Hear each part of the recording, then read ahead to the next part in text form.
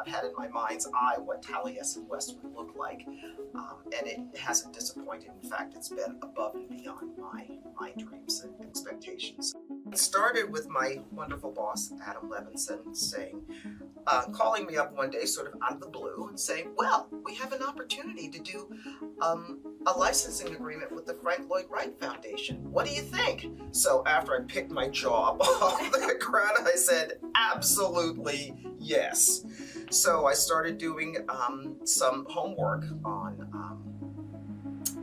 some of the structures, and I bought a fantastic book that had beautiful illustrations of all of the structures. It had blueprints, it had some other details, but it introduced me to things that I didn't know. For instance, the House Beautiful, which is just still, I think, my favorite of the collections. That work was not anything I associated with him because it was fine art as opposed to architecture. So that was a big surprise.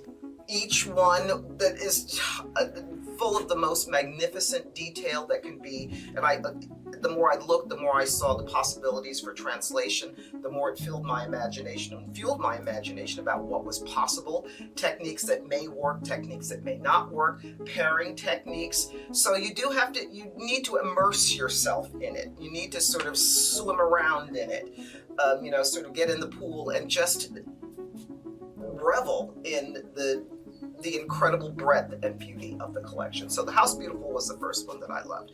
Also, I was surprised by Eugene Masselink. Oh my God. First of all, maybe I shouldn't be ashamed to say, I didn't know who he was. But once I started looking at the geometry and the sheer play of color and the way those murals, how modern they were for when they were created was just mind-blowing to me. I don't think you can you can't pigeonhole the work, if you will, as being just one thing, being Falling Water or, the Johnson Wax Building or the Guggenheim or those, best known properties, if you will. There's so much depth in the archive that is sort of like digging for gold. It's unbelievable. I spent 2 full months researching the archive before I did the first design. And I learned so much. The fashion design experience, strangely enough, uniquely trained me for this experience because I learned fabrication techniques and production techniques and all sorts of different ways of doing detail application that are totally applicable to pillows. So I think of things in terms of what's possible as opposed to what's impossible. So it was, I don't know if it's a project I would have been able to be really ready for until this point in my career. I started my career as an apparel designer, so I've been immersed in textiles pretty much my whole life, from making Barbie clothes, believe it or not, and sewing on my clothing when I was young. But my father was an art teacher and a painter, so art and creativity has also been a huge part of my life, because from the time I was a little girl growing up in upstate New York,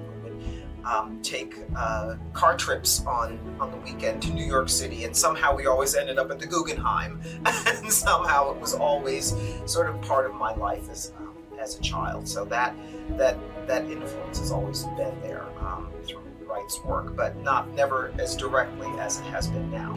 But what I didn't realize before was what all of the incredible details that are outside the building, from the sidewalks to the gates, to the locks on the gates, to the details on the door. Every single detail is considered. And in all of the work that I do, and especially have done for the foundation and for this collection, the devil is in the details. It is all about that extra special something that you can bring to it, from the whirling arrow signature to the whirling arrow that's embroidered on the back of each pillow.